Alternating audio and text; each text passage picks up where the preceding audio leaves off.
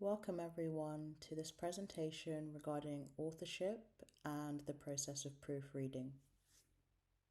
So within this presentation, today we're going to talk about authorship, why it's important within the realms of research, the different types of authorship that also exist within the world of research, the process of proofreading, what it is, what it consists of, and how to proofread effectively.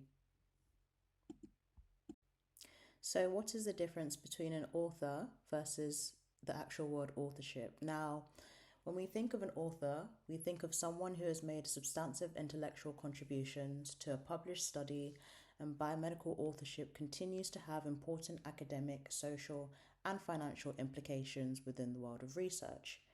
Now, in terms of authorship, we do consider the authors or author that has written a paper. However, in reality, though, the order of the names in which the authors are published within a paper normally tells us a complex story of authorship.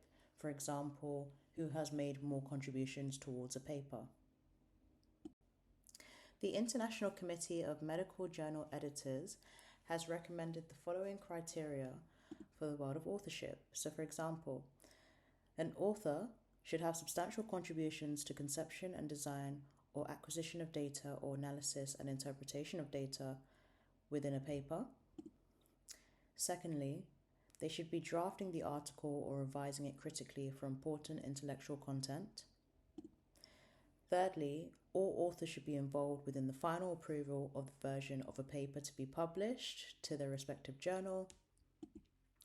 And finally, all authors should be in agreement and be accountable for all aspects of the work that has been completed, ensuring that all work is appropriately investigated and resolved. So in summary, you can see that authorship is a collaborative process involving numerous authors who contribute to a single paper.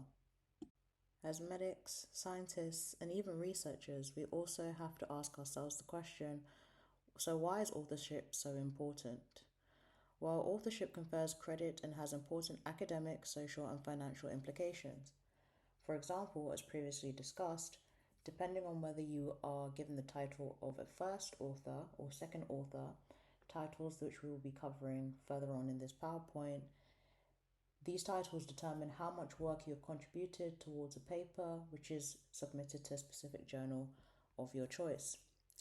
Now, authorship also implies responsibility and accountability for published work. It is important that contributors who have made substantive intellectual contributions to a paper are given credit as authors. Now, as a team, numerous individuals tend to contribute towards a paper, and it's only fair that all of their names are published within the paper. The same contributors credited as authors should understand their role in taking responsibility and being accountable for what is published. Now, as previously mentioned in the previous slide, different authors can be given different titles depending on the contributions they have made towards a paper. For example, a first author. A first author credit signifies the researcher has provided the greatest intellectual contributions, and therefore this comes with substantial benefits. For example, when making grant and position applications, staff appraisals, and reviews, having first author under your name is a large benefit towards your future goals. Now, the second type of authorship that we can have are corresponding authors. Now, a corresponding author is given that title if there is more than one author that writes an article. Hence, within the team of authors, you'll choose one person to be the corresponding author. Now, this person will handle all correspondence about the article and sign the publishing agreement on behalf of all of the authors. Next, we have a co-author. So what is a co-author? Any person who has made a significant contribution to a journal article is known as a co-author. They also share responsibility and accountability for the results of the published research.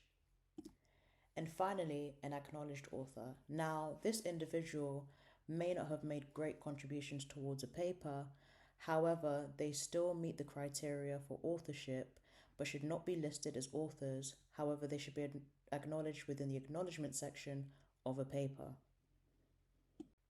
So here on this slide are just a list of different authorship issues that one may face when working on a paper with different authors within a team.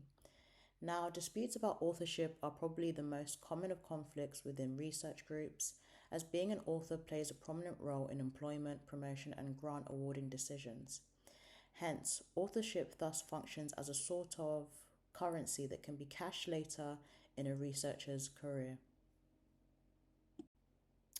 For the next segment of this presentation, we will be speaking about the role of proofreading within research.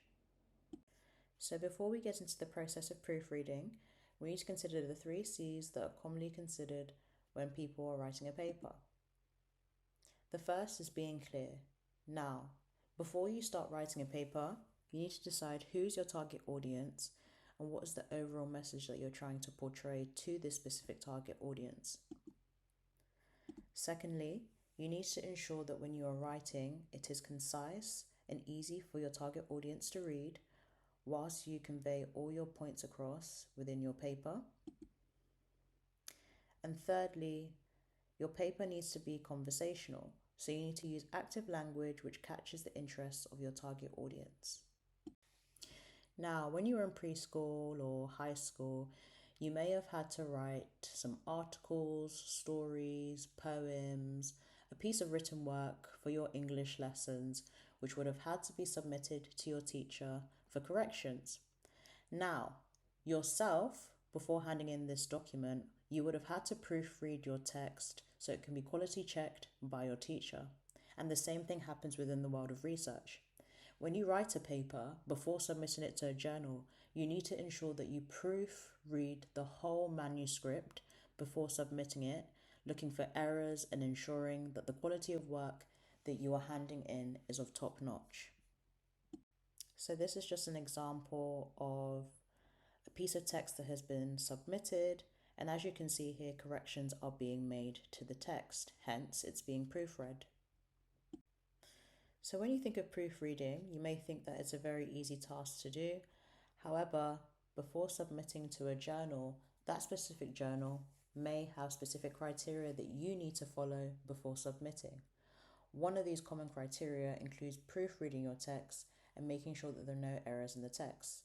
So for example, you can see on this page here, there's specific points that you may want to follow when you decide to publish a paper within a given journal. For example, reading your paper aloud, reading it slowly and carefully, checking for grammar, making sure that grammar is correct, checking for proper names, citations, punctuation, the list goes on.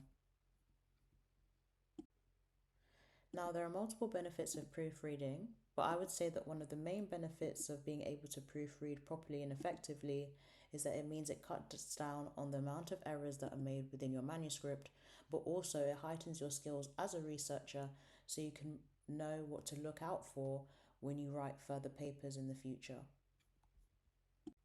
Now, there are mistakes that you may make when you do decide to proofread. For example, if you have a large manuscript, it may take you a long time to proofread your work and you may get tired in between.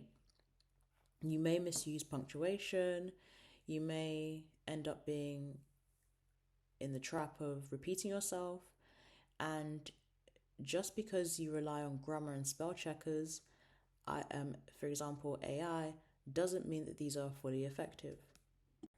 Now, the best approach to take, for instance, if you have a very large manuscript and you don't obviously want to proofread the manuscript by yourself, is splitting the work up amongst the authors who have contributed towards that paper.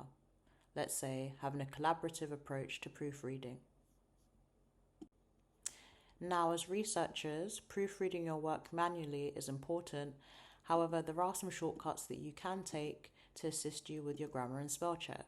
For example, using Microsoft Word, Google Documents, applications like Grammarly or Adobe, and other applications such as Hemingway, and most importantly within this day and age, utilizing ChatGPT.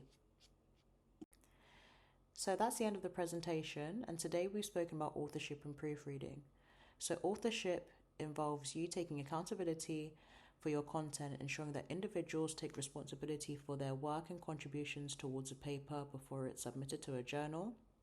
And the act of proofreading involves reading your manuscript before it is submitted to a journal and ensuring that the grammar and the spelling and the overall content of your paper is accurate and equivalent and also substantive to the journal that you're submitting to.